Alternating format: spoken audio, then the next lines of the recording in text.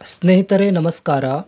ಈ ವಿಡಿಯೋದಲ್ಲಿ post office guide part 1ಕ್ಕೆ ಸಂಬಂಧಿಸಿದ ಕೆಲವು ಪ್ರಶ್ನೋತ್ತರಗಳನ್ನು ಚರ್ಚಿಸೋಣ.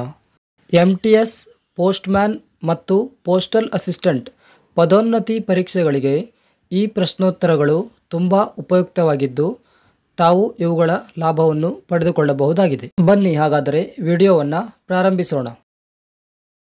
ಮೊದಲ ಪ್ರಶ್ನೆ, department of post comes under which ministry?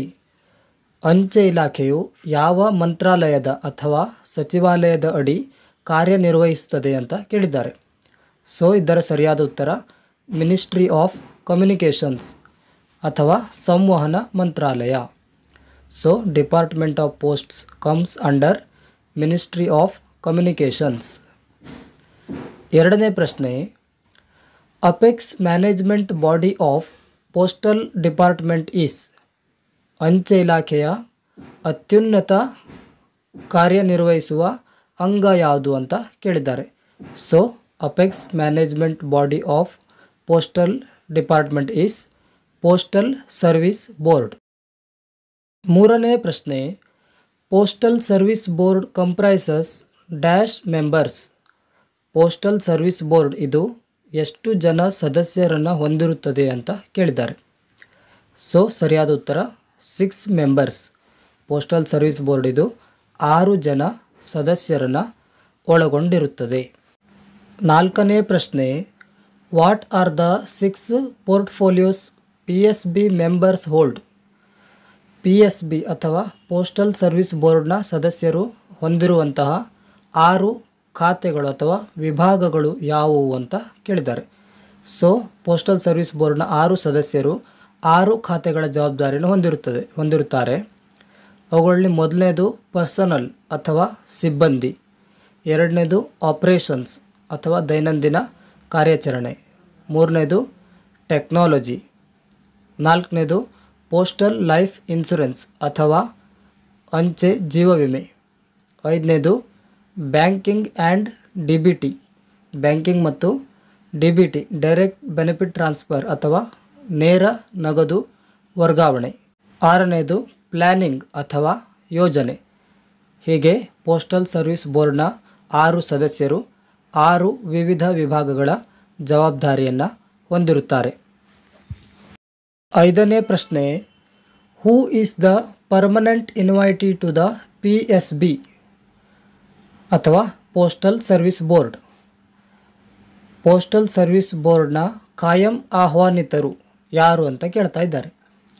So ಇದರ ಉತ್ತರ the additional secretary and financial adviser to the department. Additional secretary ಮತ್ತು ಫೈನಾನ್ಷಿಯಲ್ ಅಡ್ವೈಸರ್ ಆಗಿರ್ತಾರೆ ಇವರು ಅಂಚೆ ಇಲಾಖೆಗೆ. ಇವರು ಪರ್ಮನೆಂಟ್ ಇನ್ವೈಟಿ ಅಥವಾ ಕಾಯಂ ಆಹ್ವಾನಿತರಾಗಿರ್ತಾರೆ ಪೋಸ್ಟಲ್ ಸರ್ವಿಸ್ ಬೋರ್ಡ್ಗೆ.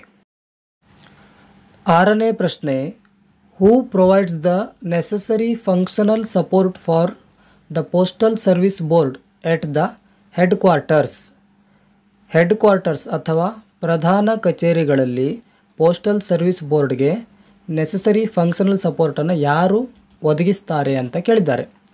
ಸೊ ಇದರ ಸರಿಯಾದ ಉತ್ತರ ಡೆಪ್ಯೂಟಿ ಡೈರೆಕ್ಟರ್ಸ್ ಜನರಲ್ DDG ಮತ್ತು directors and assistant directors general ADG ಈ ಇಬ್ಬರು ಹೆಡ್ ಕ್ವಾರ್ಟರ್ಸ್ಗಳಲ್ಲಿ ನೆಸೆಸರಿ ಫಂಕ್ಷನಲ್ ಸಪೋರ್ಟನ್ನು ಪ್ರೊವೈಡ್ ಮಾಡ್ತಾರೆ ಪೋಸ್ಟಲ್ ಸರ್ವಿಸ್ ಬೋರ್ಡ್ಗೆ.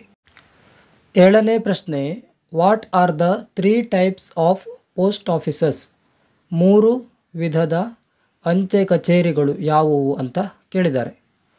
ಸೊ ಇವುಗಳಲ್ಲಿ ಮೊದಲನೇದು ಹೆಡ್ ಪೋಸ್ಟ್ ಆಫೀಸಸ್ ಅಥವಾ HO, ಎರಡನೇದು ಸಬ್ ಪೋಸ್ಟ್ ಆಫೀಸಸ್ ಅಥವಾ SO, ಮೂರನೇದು ಬ್ರಾಂಚ್ ಪೋಸ್ಟ್ ಆಫೀಸಸ್ ಅಥವಾ BOಗಳು. ಹೀಗೆ 3 ರೀತಿಯ ಅಂಚೆ ಕಚೇರಿಗಳು ಇರುತ್ತವೆ. ಎಂಟನೇ ಪ್ರಶ್ನೆ, ಎಕ್ಸ್ಪಾಂಡ್ PTCಯನ್ನು ವಿಸ್ತರಿಸಿ ಅಂತ ಕೇಳಿದ್ದಾರೆ. ಸೊ PTC ಅಂದರೆ ಪೋಸ್ಟಲ್ ಟ್ರೈನಿಂಗ್ ಸೆಂಟರ್. ಇನ್ನು 9ನೇ ಪ್ರಶ್ನೆ, CEPT ಸ್ಟ್ಯಾಂಡ್ಸ್ ಫಾರ್? CEPT ಎಂದರೇನು ಅಂತ ಕೇಳಿದ್ದಾರೆ. CEPT ಅಂದರೆ centre for excellence in postal technology.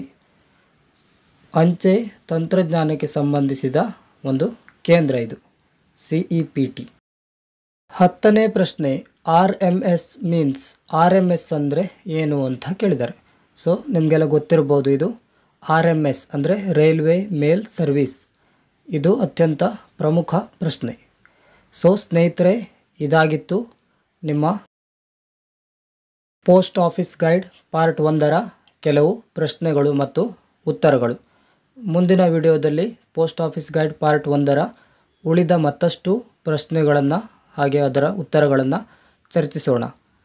Video ನಿಮಗೆ ಉಪಯುಕ್ತ ಅನಿಸಿದರೆ ಖಂಡಿತ ಲೈಕ್ ಮತ್ತು ಶೇರ್ ಮಾಡಿ, ಹಾಗೆ ಚಾನೆಲನ್ನು ಸಬ್ಸ್ಕ್ರೈಬ್ ಮಾಡಿಕೊಳ್ಳಿ. ಧನ್ಯವಾದಗಳು.